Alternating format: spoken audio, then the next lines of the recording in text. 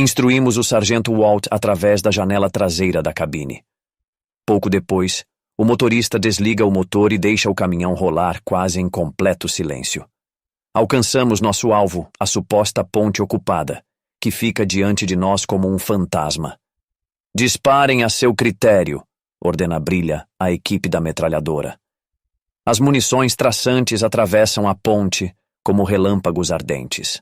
Ao mesmo tempo, saímos do caminhão em 2 grupos iguais, um à esquerda e outro à direita do veículo, que recua imediatamente.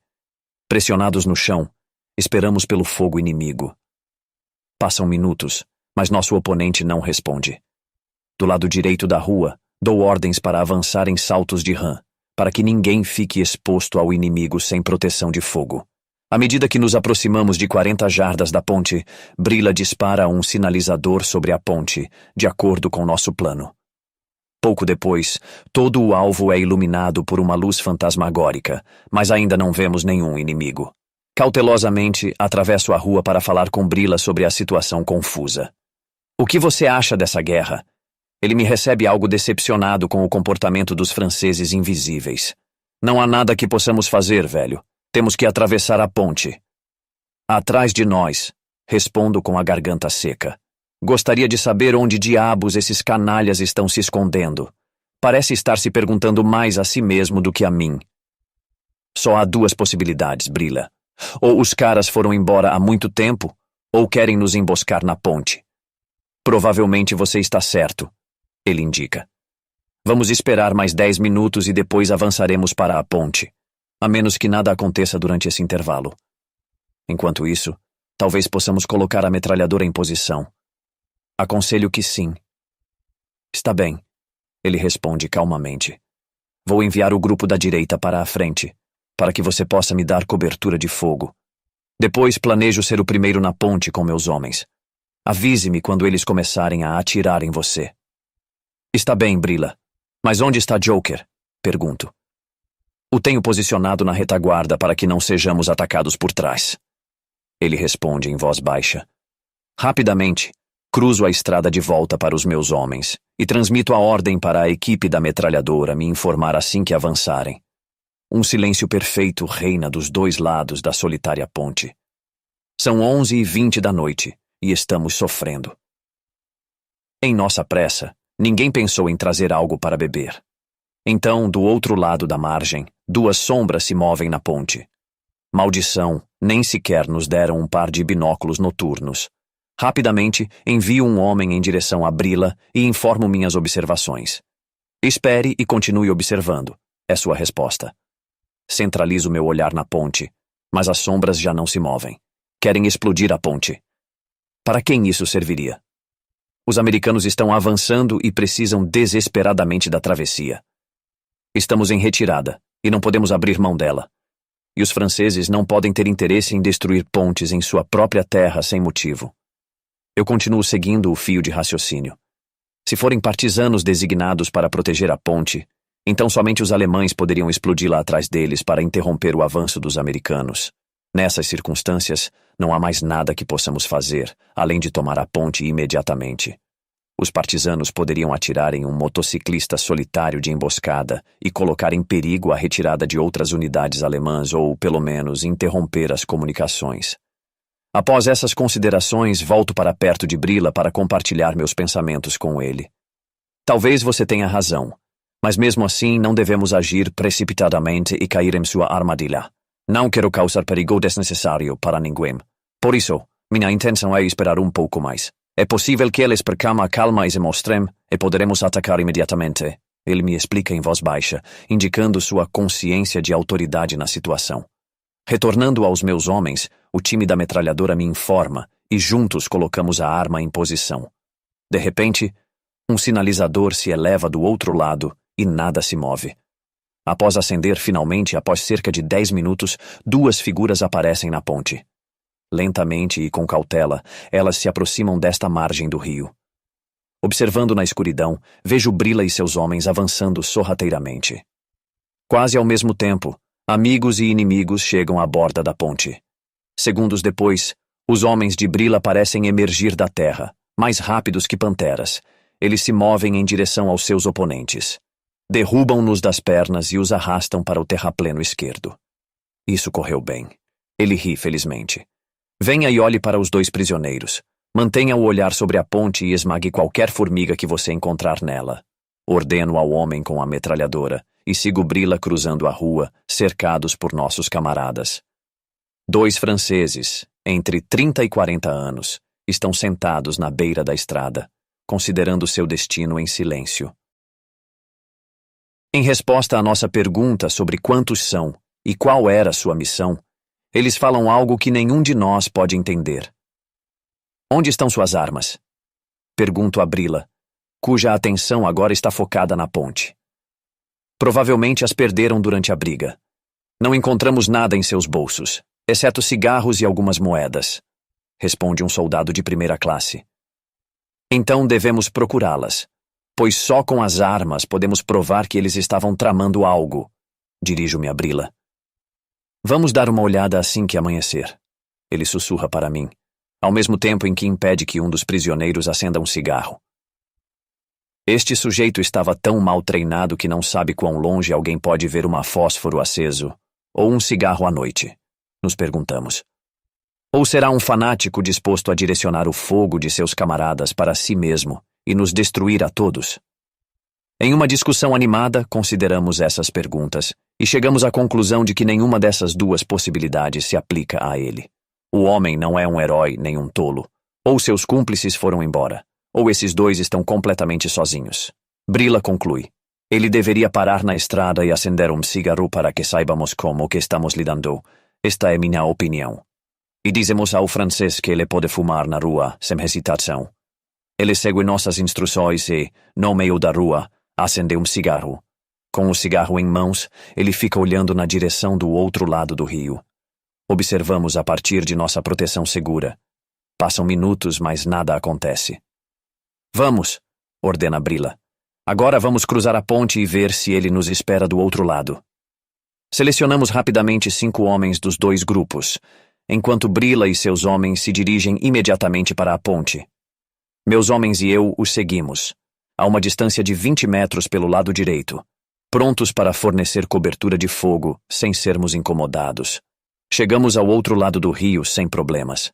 Do lado direito da rua, há uma pequena casa solitária e escura em direção à qual meus homens e eu nos dirigimos imediatamente.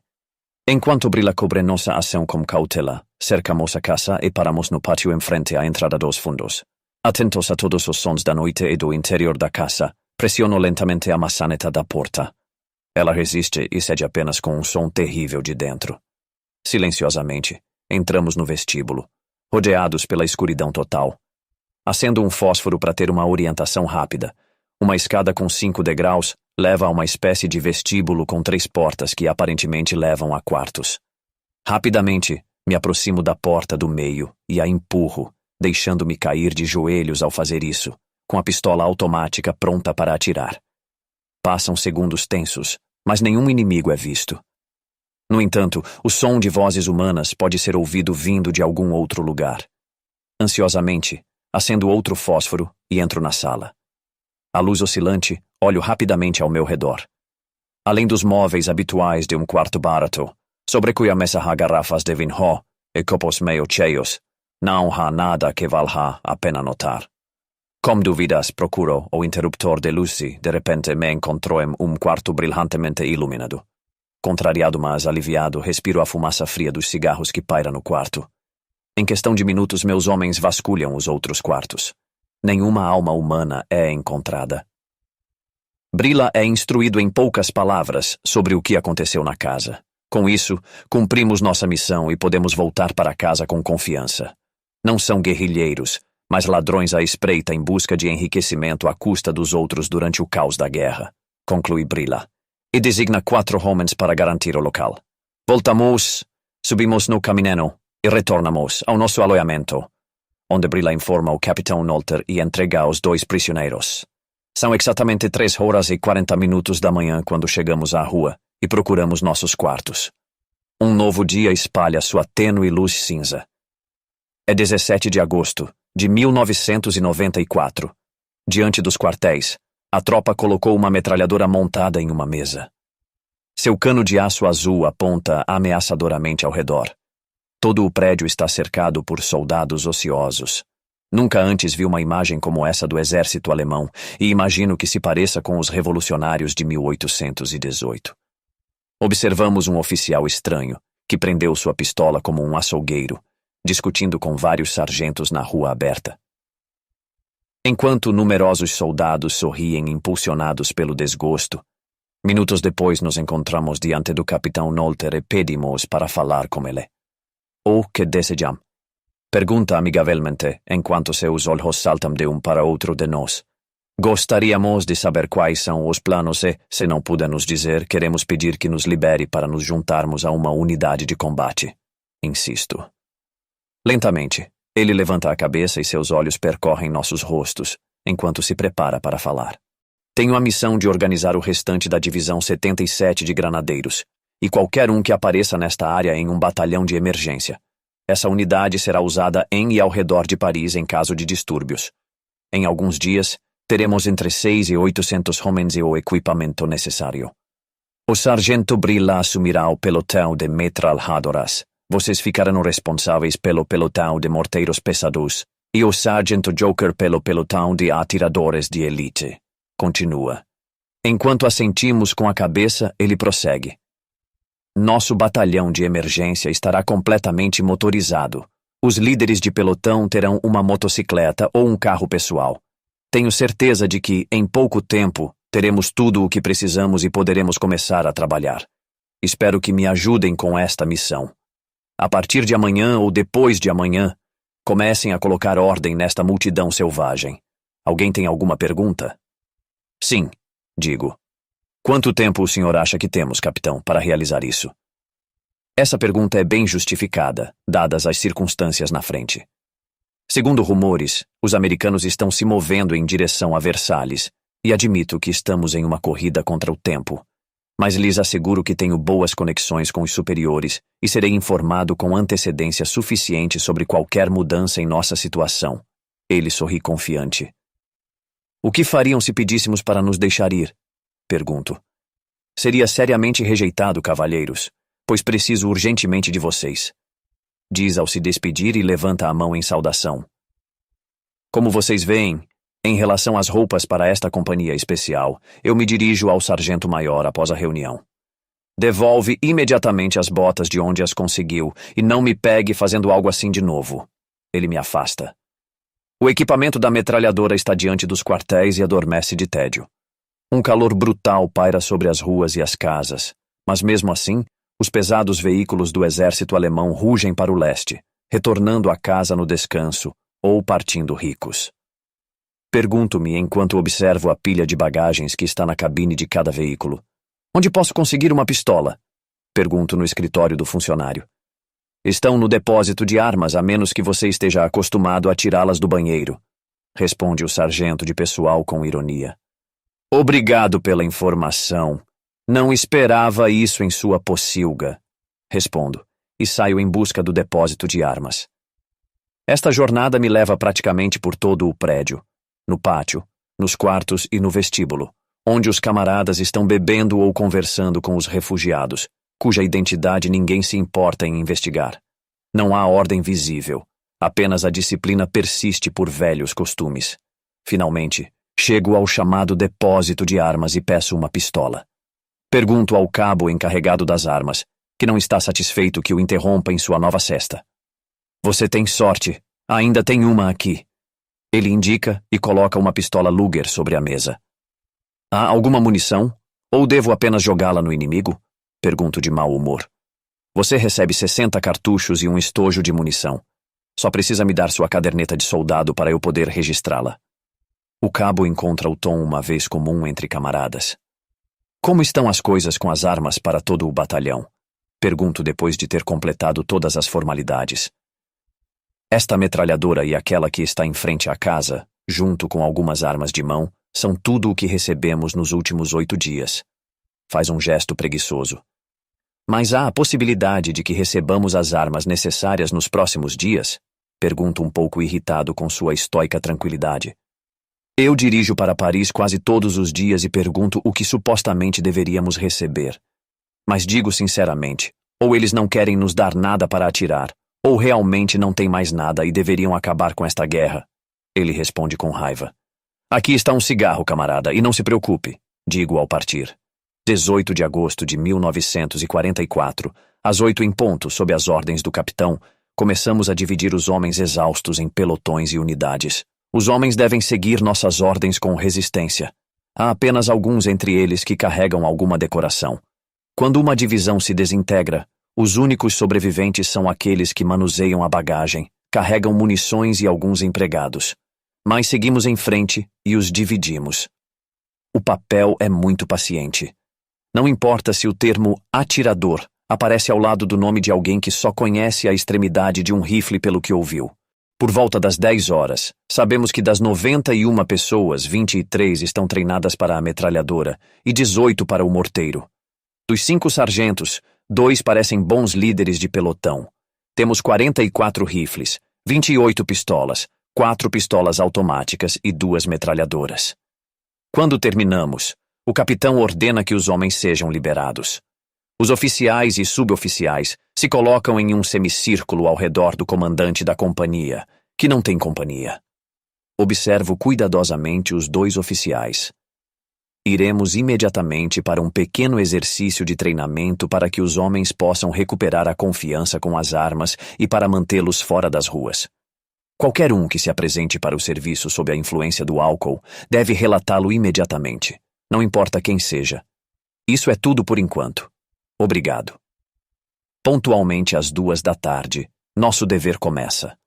Durante 1 hora completa, explico o rifle a 98 quilômetros para os soldados, na sua maioria mais velhos. Com horror observo a ignorância inexcusável dos homens que ostentam a patente de soldado de primeira classe e cabo em suas jaquetas de campo, mas têm apenas um conhecimento superficial da arma mais simples do exército alemão. Ainda assim, eles sorriem arrogantes e atrapalham meus esforços. Das 3 às 4 da tarde, aprendo o mesmo sobre o equipamento do morteiro. De repente, ninguém afirma ter sido treinado com a arma, ou pelo menos passaram muitos anos desde que tiveram algo em suas mãos que os soldados chamam de engolidor de granadas. Toda essa situação triste me enoja, especialmente porque não tenho as ferramentas necessárias para demonstrar os procedimentos adequados. Finalmente, consigo evitar que apenas alguns deles adormeçam. Eles nem mesmo seriam capazes de atacar um inimigo. Com esta gente, Brila expressa a opinião de todos após nossa primeira sessão de treinamento. Dissipando um pouco de nossas preocupações e evitando uma farra de bebida, decidimos dar um passeio até o aeroporto. Encontramos tempo para observar o fluxo de refugiados, assim como a retirada das companhias da Força Aérea Alemã. Aqui e ali, aparecem veículos pessoais nos quais altos oficiais alemães estão sentados ao lado de suas damas pintadas. Nossa atenção está especialmente voltada para as grandes malas, já que esses líderes de elite estão se dirigindo para o leste com a intenção de levar suas valiosas vidas para um lugar seguro. Nunca antes nesta terrível guerra tive a oportunidade de vislumbrar além da frente vacilante, mas neste momento está completamente claro para mim que as ratazanas estão abandonando um barco afundando. Após uma caminhada lenta, chegamos ao aeroporto onde há um canhão antitanque na entrada. A conversa com os homens lá é mais desanimadora. Eles estão esperando ordens para explodir o local a qualquer momento, com todo o combustível restante. Uma inquietação interior avassaladora me domina enquanto assimilo o colapso da frente. Está evidente. Apenas me pergunto silenciosamente por que os americanos não lançam um rápido avanço em direção a Paris. Voltamos mais cedo e encontro o capitão, pedindo para falar com ele e compartilhar nossas observações. Não se preocupe, meu amigo. O fogo logo porá fim à retirada. Aliás, se estivermos realmente em perigo, vou te avisar com antecedência. Ele me dá tapinhas reconfortantes no ombro. Não é hora de nos unirmos a um grupo de combate pronto. Eu o pressiono com raiva. Ele proíbe qualquer interferência em seus assuntos. Com raiva, os 3 de nós nos sentamos no terraço perto da piscina. Um velho soldado da linha de frente nos traz uma garrafa de champanhe e dá tapinas confiantes em minhas costas. Tomei um copo Sua garganta deve estar seca depois do longo treinamento. Vive o rifle de 98 quilômetros. Apesar do meu humor deprimido, a honesta expressão de humor do soldado me faz rir. Depois, gentilmente, ele sussurra com a língua pesada em meu ouvido. Cuidado com os oficiais, e especialmente com o porco bem alimentado do pagamento. Eles vão te deixar para trás quando as coisas ficarem quentes.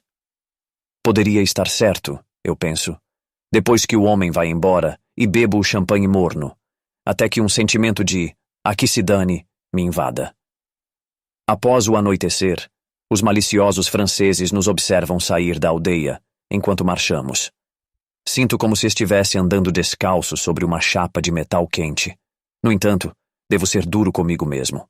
Fui instruído a pegar um lugar no veículo, mas vejo tantos camaradas arrastando-se pelo caminho como se estivessem pisando em ovos. Não quero ser alvo de suas maldições. Nunca na minha vida, como soldado, exigi mais de alguém do que estava disposto a fazer eu mesmo. Adotei esse princípio desde o início, e ele me serviu bem. Enquanto a noite cai silenciosamente sobre a paisagem, envolve com compaixão a montanha de humanidade desesperada em seu véu escuro. Em maio de 1940, pus os pés em solo francês pela primeira vez com o exército melhor equipado e treinado do mundo. Então, as tropas alemãs invadiram esta terra com uma marcha vitoriosa sem paralelo, destruindo em apenas 36 dias todo o exército, incluindo a Força Expedicionária Britânica, que foi tão duramente atingida que sua única salvação possível foi uma miserável fuga para a frota de barcos reunida em Dunkerque. Agora, 4 anos depois, me escorrego na escuridão da noite de volta, ao ponto de partida, com um amargo sentimento de vergonha na minha alma, pela forma como o restante da minha valente divisão se desfez, enquanto as tropas de um continente a 4.000 milhas de distância nos seguem de perto. Em 25 de agosto de 1940, o sol nascente nos encontra a 4 quilômetros antes de Suizon, tendo deixado a rota de retirada e alojado em uma pequena aldeia situada a apenas 200 metros da grande via de tráfego. Já não é tão importante onde dormimos, mas quando e por quanto tempo. Há alguns meses, um par de dias ou noites de marcha como esta eram bastante comuns, mas muitos acabaram de sair dos hospitais, e outros sempre foram motoristas, e não estão acostumados a marchar. Não é de admirar, então, que quase todos tenham que suportar a marcha com os pés feridos e estejam tão exaustos que quase adormeçam enquanto caminham. Para piorar as coisas, quase todos estão usando botas novas, que na maioria dos casos foram escolhidas sem pensar em uma marcha longa como esta. Portanto, é compreensível que não estejamos marchando em uma coluna apertada e que os primeiros já estejam profundamente dormindo antes que os últimos cheguem. Mas ninguém está se queixando. Em vez disso, todos desabam, enrolados em uma manta no feno de qualquer celeiro ou galpão. E em questão de segundos, eles estão além do bem e do mal. Após 6 horas de sono reparador, Brila me acorda. Ele está na minha frente descalço, segurando café, pão e manteiga. Sua camisa de campo está aberta, e suas placas de identificação penduram como uma medalha barata em seu peito peludo. "Vamos", ele diz. "Tome um pouco de café. Temos que ir ver o velho e o que ele quer de nós." No meio da noite, pergunto irritado. São quase 11 da noite e o sol queima no céu. "Amigo meu, o calor está brutal sem brisa. As folhas empoeiradas nas árvores estão quase murchas." Frente ao capitão, ele faz um gesto afável para que não façamos a saudação formal alemã. "Bom dia", diz, e nos estende a mão a cada um. Ele está vestido apenas com calças de montar e uma camisa. Sua casaca pendura sobre o banco em que ele está sentado. "Por favor, sentem-se e fumem se quiserem." Começa e faz um gesto com a mão aberta em direção aos bancos. "Vocês viram os homens durante a marcha e os observaram de perto como eu. Está claro que precisamos descansar um pouco para não estragar completamente os pés dos homens", continua. "Fiz uma consulta por rádio ao alto comando e sei que podemos nos permitir uma pausa. Os americanos estão ocupados ao redor de Paris com nossas forças de retaguarda. Aliás, partimos no momento exato. A turba se levantou na área metropolitana no mesmo dia em que partimos. Hoje vamos cuidar dos pés dos homens que estão sofrendo. Às 14h será distribuído o almoço e cada homem receberá uma garrafa de vinho de nossas reservas. Designem seus sargentos para garantir a ordem e disciplina nos alojamentos. Agindo de acordo com minha experiência anterior, decido tratar minhas botas com urina para neutralizar o tanino ácido. Pego um pouco de aveia de um dos condutores e encho minhas botas com ela, já que a aveia absorve a urina. Ao fazer isso, elas vão expandir a parte estreita das botas. Depois de acalmar minha consciência com esse método primitivo, me deito para dormir, recém-banhado e barbeado. Nós nos dirigimos a Sung, onde exatamente às 6h brindamos com a primeira taça de conhaque. O local em que estamos está cheio de soldados sedentos e mulheres. Entre eles, também há franceses usando boinas, enquanto seus ouvidos estão atentos às conversas dos soldados bêbados para recolher fragmentos de informações em um mosaico. E é por isso que os soldados alemães pagarão com seu sangue. O cheiro de suor e perfume barato impregna o quarto, enquanto o garçom enche nossas taças instintivamente. Sinto que alguém me observa e me viro. 2 garotas chamam minha atenção. Seus olhos parecem irradiar um fogo misterioso. Sem resistência, eu me aproximo e aceito o convite para sentar à mesa delas, me inclinando em direção a elas. Por favor, sente-se ao meu lado, sussurra uma delas em bom alemão. Surpreso, eu a olho e me sento na cadeira ao lado dela. Ela está sozinha no meio de toda essa atividade. Pergunto com um certo sarcasmo, enquanto a observo sem restrições. Não gosta de mim? Pergunta ela enquanto analisa minha expressão crítica. Não vamos falar sobre isso. Evito sua pergunta, mas você disse que estava sozinha. O que isso significa? Pode ser que você considere isso uma mentira, mas ainda é verdade. Ela murmura agradavelmente, alisando seu vestido sobre as coxas. E o que você espera de mim? Pergunto sem rodeios, porque desta vez estou realmente em dúvida. Quero falar com alguém que entenda. Quero escapar do medo constante de um desastre iminente. Ela responde, olhando profundamente nos meus olhos. E é por isso que você veio a um lugar como este e me escolheu entre a multidão? Pergunto, balançando a cabeça. Eu venho me aproximando de ti. Temos almas afins. Assim como quando você entrou pela porta, causou uma impressão distintiva em mim, e o desejo de falar contigo ficou mais forte enquanto te observava. Ela explica com uma leve vibração em sua voz. Lutando contra a vaidade estimulada, eu respiro fundo em meu cigarro e vejo o Joker se aproximando da mesa. Nós vamos embora, Helmut. Ele me sorri. O dono do lugar não tem mais gelo e todas as bebidas estão quentes agora ou em 1 minuto. Pergunto, olhando-o com raiva. Se você concordar, ele responde teimosamente e fica parado como um valentão, olhando fixamente para o decote da garota com quem estou conversando. Então não há mais nada para nós aqui.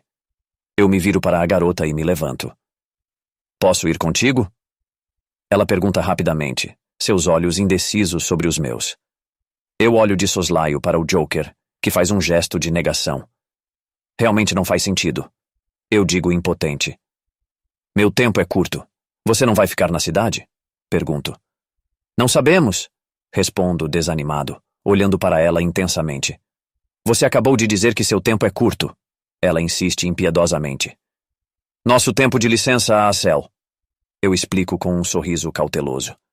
Então posso visitar você amanhã se for o caso. Ela intervém com energia e me puxa pelo braço para sair. Onde Brila está esperando. Ela não é uma abelha comum. Brila diz imediatamente na rua, enquanto a observo de perto. Helmut e eu sugerimos que informemos o serviço de segurança que a roupa que ela veste pode causar todo tipo de dano. O único problema é a prova, meu amigo. Além disso, acho que não queremos passar a noite com gangsters. Eu convenço a ele que não faça isso. Ela deve ter fogo em seu traseiro, homem. Certamente seria uma pena deixar o serviço de segurança esmagar um vulcão como ela. Rocker intervém, sorrindo de orelha a orelha. Vamos esquecer essa bobagem. Termino a discussão infrutífera. Inalando a fumaça profundamente em seus pulmões, ela olha para mim afetuosamente com seus olhos inclinados. Você sempre recusa as garotas assim? Pergunta, inclinando-se para trás em sua cadeira para que possa admirar sua figura. Normalmente gosto muito delas por dentro, afirmo sinceramente. Então essa é sua tática. Ri satisfeita.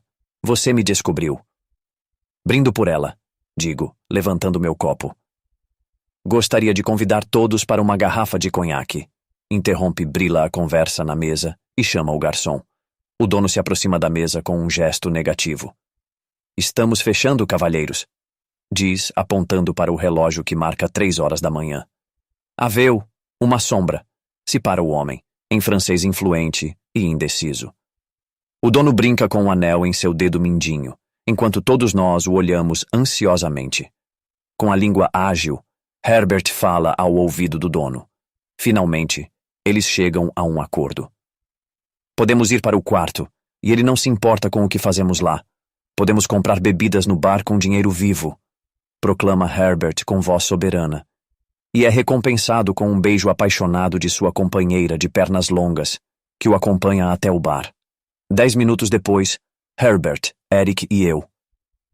Estamos no meu quarto de hotel, bebendo com as 2 garotas restantes. Depois que Brila, Títere e Rocker se desculparam com suas damas por meia hora em silêncio, a loira Blanche se senta ao meu lado na cama, em frente à qual colocamos a mesinha de cabeceira e sobre a qual colocamos nossos copos. Herbert estão agachados com a de pernas longas e a bela coleta no meio, em cadeiras que trouxeram. Estava calor no quarto, e decidimos apagar a luz e deixar as persianas abertas para poder abrir a janela mais tarde. Somente a fumaça dos cigarros e o tilintar dos copos na mesinha de cabeceira de mármore dão testemunho de nossa presença. Blanche se aninha carinhosamente em meu ombro enquanto sussurra sedutoramente em meu ouvido. É lindo o buffer do glamour. Há tempo que sei que essa pergunta viria, mas ainda não sei o que responder devido à vergonha e a uma mistura incomum de pena e desejo pessoal. Acariciou seu cabelo loiro e se doçou, e posso perceber o agradável aroma de seu shampoo. Sussurrou em seu ouvido em silêncio. O ruído das molas do colchão rangendo no quarto ao lado de Brila penetra em nosso quarto, provocando risos e aliviando a tensão. Com 5 garotas e 6 homens, nem mesmo uma universidade conseguiria chegar a um acordo sem compromissos, mas somente o louco Brila nos teria metido nessa situação. Finalmente, Brila cruza o umbral arrastando uma mulher de cabelos escuros para o quarto. O que fazem aqui agachados como os discípulos no Monte das Oliveiras? Pergunta alegremente, pegando um copo na mesinha de cabeceira e oferecendo-o cortesmente à garota. Deverias pegar tua própria cadeira, velho amigo, indico depois que ele olha ao redor. Vou pegar uma, sussurra sua querida com uma voz clara como um sino e sai levemente do quarto. Ela está agradecida, ele não está. Presume orgulhoso enquanto bebe um copo cheio de água de um só gole. Onde estão os outros? Dirige-se a mim enquanto busca um cigarro. Ainda em ação, estão nos quartos, resmungo. Depois desapareço com Blanche em meu quarto. Só olhe para ela. A pobre garota está louca de desejo, proclama sem tato, despertando em mim o desejo de lhe dar um soco nos ouvidos. Deite-se você mesmo em sua cama maldita se quiser dar conselhos aos outros. Pulo enfurecido. Leve na boa, filho, diz surpreso com meu tom irritado, e se senta na cadeira que a garota de cabelos negros trouxe para ele. Só queria o melhor para ti. Começa num tom conciliatório enquanto acaricia a perna nua de sua companheira de cama, que se enrolou em seu colo como um gato. Vou dormir um pouco. Ele se levanta bocejando. Quando devemos acordar? Dirige-se a Herbert. Temos que acordar por volta das 6 da manhã, responde franzindo a testa.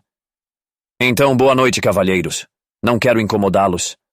Acena com a mão cansado enquanto Brila tenta retê-lo. Depois de um tempo, sinto-me desconfortável sentado na cama. Em pé em um pé, tiro minhas botas e tiro minha jaqueta enquanto os outros me olham admirados. Queres nos livrar de nós? Pergunta Herbert nervoso. Claro que não. O tranquilizo. Só não vejo como posso sentar na cama quando é muito mais confortável deitar. Vamos, Blanche, deite-se, incentivo. Não posso fazer isso, meu vestido vai amassar, indica corada como uma colegial. Vamos, Brila, apaga a luz por um momento e depois, Blanche, tira o vestido, Vou te cobrir com um lençol até o pescoço, se quiser. Sem protestar, ela se levanta e vai para a cama onde estou estirado. Vamos esquecer as bruxas e deixar os fantasmas descansarem. Sussurro no ouvido da garçonete que passa, e ela entende. Ela assente e se apressa. 2 segundos depois, coloca os copos à nossa frente na mesa. Eles eram para outros clientes, mas acho que eles precisam mais urgentemente. Sussurro no meu ouvido. Agora vamos beber, pessoal. Brindo pelos meus amigos. E 3 mãos habilidosas guiam os copos até as bocas.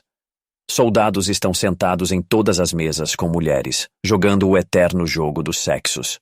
Uma loira alta e bêbada é expulsa pelo dono, exatamente quando 3 sargentos das SS entram na sala. Eles olham com admiração para a loira, que lança os braços ao redor do pescoço do primeiro e o beija de forma que todo o rosto dele fique coberto por seu batom barato. Quando finalmente ela se solta, sua aparência grotesca provoca risos entre os presentes. Os 3 parecem estar de bom humor, e ao se aproximarem da nossa mesa e nos pedirem para sermos convidados, os convidamos sem hesitação. Estamos destinados a estar aqui. Pergunto para dizer algo aos recém-chegados. Ninguém nos informou que estamos a caminho da Holanda, e eles olham ansiosos para mim. Os homens ouvem sem interromper. Venham conosco, dizem depois que Hawker termina. Não podemos deixar os pobres diabos lá fora sentados neste lugar miserável. Protesto indignado. É tarde demais para isso, concordam com a cabeça. Isso seria uma vergonha e não digno de um soldado alemão, diz o mais jovem deles. O mais velho indica com conhecimento. É uma pena por vocês, rapazes. Vocês estariam no lugar certo conosco. Ele acrescenta. Não me importo, diz Brila. Tivemos má sorte. Talvez o sol brilhe novamente para nós. Portanto, vamos beber. Traga outra garrafa, chama Brila ao barman de pé no balcão. Mas precisamos voltar para nossos quartéis, e já é 1h da manhã, diz Joker seriamente. Durma aqui no hotel, rapazes, diz um dos homens da SS. Seria perigoso voltar os 3 quilômetros sozinhos? Pergunta Gelmut Hawker, dirigindo-se a mim. Vamos dar uma olhada em um quarto, respondo resignado. Em breve teremos um, responde o major das SS, aproximando-se do balcão. O homem retorna do balcão com uma nova garrafa de conhaque. Tudo está em ordem, diz satisfeito o dono do estabelecimento. Ele nos reservará 3 quartos para os 6, mas vai fechar às 3 horas. Mas, claro, com uma garrafa. Camarada, digo naturalmente. Vamos apenas beber. Já está apagada. Ele desdenha e tira a rolha da garrafa com habilidade. Com mão firme, enche os copos. Meus amigos me chamam de Herbert, diz levantando seu copo e me olhando amigavelmente nos olhos. Eu sou o Eric, diz o segundo se unindo. E você pode me chamar de Dieter, desde que continue com essa cara amigável, acrescenta. Brindamos, amigos, indico como um brinde 2 copos. Você já ouviu meu nome? Diz Brila colocando nossos copos na mesa enquanto Joker volta. Então, o que o grande lobo mau está fazendo como garoto? Pergunta Joker, curiosamente. Claro que ele vai devorá-lo, responde rapidamente e provoca risos. Aponta com o polegar para a sala. Deveriam dar uma olhada em como o velho Brila está seduzindo a garotinha. Ela é apenas lava quente em suas mãos. Tenho certeza de que ela vai dar a ele sua bolsa cheia de dinheiro se ele apenas for para a cama com ela. Diz. Gostaria de saber quem vai acabar se casando com essas mulheres. Acrescenta Herbert, sacudindo a cabeça. Que diferença isso faz para nós? Ri Dieter, e gira a cabeça em direção às portas dobráveis, atrás das quais Brila está com a garota. Enquanto nos olhos há um fogo de desejo, cada geração produz o tipo de mulheres que merece. Os franceses falharam em 1940, e com elas, suas mulheres. Indica Herbert, em um tom objetivo. Onde estão os outros? Dirige-se a mim enquanto busca um cigarro. Ainda em ação estão nos quartos. Resmungo. Depois desapareço com Blanche em meu quarto. Só olhe para ela. A pobre garota está louca de desejo. Proclama sem tato, despertando em mim o desejo de lhe dar um soco nos ouvidos. Deite-se você mesmo em sua cama maldita se quiser dar conselhos aos outros. Pulo enfurecido. Leve na boa, filho. diz surpreso com o meu tom irritado e se senta na cadeira que a garota de cabelos negros trouxe para ele. Só queria o melhor para ti. Começa num tom conciliatório enquanto acaricia a perna nua de sua companheira de cama, que se enrolou em seu colo como um gato. Vou dormir um pouco. Ele se levanta bocejando. Quando devemos acordar? Dirige-se a Herbert. Temos que acordar por volta das 6 da manhã, responde franzindo a testa. Então boa noite, cavalheiros. Não quero incomodá-los. Acena com a mão cansado enquanto Brila tenta retê-lo. Depois de um tempo, sinto-me desconfortável sentado na cama. Em pé em um pé, tiro minhas botas e tiro minha jaqueta enquanto os outros me olham admirados. Queres nos livrar de nós? Pergunta Herbert nervoso. Claro que não. O tranquilizo. Só não vejo como posso sentar na cama quando é muito mais confortável deitar. Vamos, Blanche. Deite-se. Incentivo. Não posso fazer isso, meu vestido vai amassar. Indica corada como uma colegial. Vamos, Brila, apaga a luz por um momento e depois, Blanche. Tira o vestido. Vou te cobrir com um lençol até o pescoço se quiser. Sem protestar, ela se levanta e vai para a cama onde estou estirado. Quando a luz se apaga, ouve-se o roçar das roupas enquanto Blanche se despe antes que Brila a acenda novamente. Ela se enfiou sob os lençóis e me abraça. Gostaria de me enfiar sob os lençóis com ela, mas os olhares ameaçadores dos outros proíbem tal ação. Para conter o desejo crescente, pego um copo e o esvazio num gole. Depois de 10 minutos, até a garota de Herbert percebe que poderia ser uma longa sessão. Ela se enfia sob os lençóis com Blanche e, pouco depois, ambas estão profundamente adormecidas. Perdemos tempo discutindo se foi certo ou errado Hitler usar as SS contra o exército alemão, até que não somos mais capazes de pensar com clareza, já que o conhaque finalmente nos deixou indefesos em um turbilhão. Vejo Brila cambalear para fora do quarto, com sua dançarina pouco antes de mergulhar no reino dos sonhos, em 26 de agosto de 1944. Acordado pelo barulho de algo passando, olho para o meu relógio de pulso com surpresa. Vejo que são 6h47 e olho ao redor do quarto. Blanche e Colette estão em um sono tranquilo ao meu lado na cama. Minha cabeça zumbindo como se um transformador tivesse sido ligado. Levanto-me cuidadosamente e vou ao banheiro. Ouço um grunhido de raiva e, ao me inclinar, descubro Herbert dormindo de costas, com as mãos cruzadas sobre o estômago como se estivesse num caixão. Subo lentamente por cima dele e vou ao banheiro. Enquanto me ocupo em me enxugar, olho para as garrafas na mesinha de cabeceira e hesito sobre qual deveria beber para me sentir melhor. Muito boa! Responde Brila brevemente. Bom, o importante é que se divertiram sem fazer mal, diz o capitão com uma risadinha astuta, enquanto levanta a mão em saudação. Depois, tomamos sol e fumamos cigarros. A calma da tarde reina sobre essa pequena vila. Durante nossa conversa com o dono do celeiro, onde estão nossos quartos, nos limitamos ao bom tempo e à guerra sem sentido.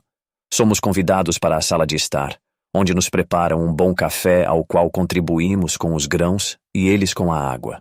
Depois eles se oferecem para fazer batatas fritas adicionais. E eu dou uma lata de patê que cada um de nós tirou de nossas mochilas. A senhora se esforça para tornar a tarde o mais agradável possível, com a esperança silenciosa de que um de nós torne a noite doce para ela. Já que naquele momento ela está usando um vestido bem justo, do qual mais da sua anatomia é visível do que deixa para a imaginação. Um homem bate nas janelas do lado de fora e nos pede para nos reportarmos imediatamente ao comandante. Pedindo desculpas por um momento, saímos do quarto e nos apresentamos ao capitão no parque, que está apoiado em seu carro com um semblante sério, abotoando seu casaco e olhando fixamente para o transmissor de rádio. Tempos de sair imediatamente.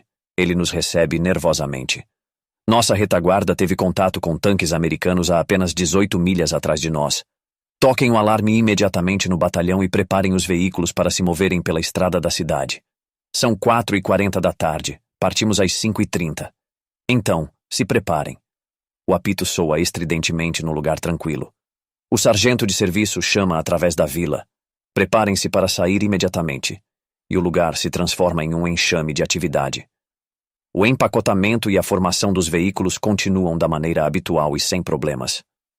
Exatamente às 5h30 da tarde, Brila informa ao comandante que estamos prontos para partir, quando de repente o rugido de uma aeronave de combate soa acima de nós e uma batalha infernal começa ao longo da estrada em direção à nossa posição com bicicletas em nossas mãos.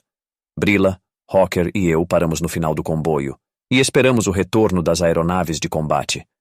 Devido à ação das aeronaves, ninguém percebe o estrondo surdo e o som de correntes atrás de nós.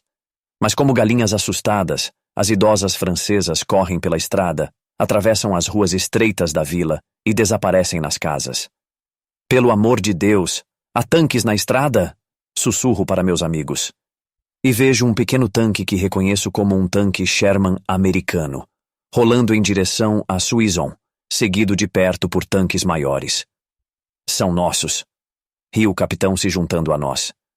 Antes que eu possa responder, uma detonação ensurdecedora desfaz todas as ilusões, quando um projetil de cano atinge o veículo da frente na beira da vila. Se abriguem, ordenou o capitão. Corremos diretamente pelo parque, escalamos um muro de tijolos de 6 pés de altura e tentamos arrastar metade da unidade atrás de nós até uma colina arborizada próxima, onde podemos nos reagrupar.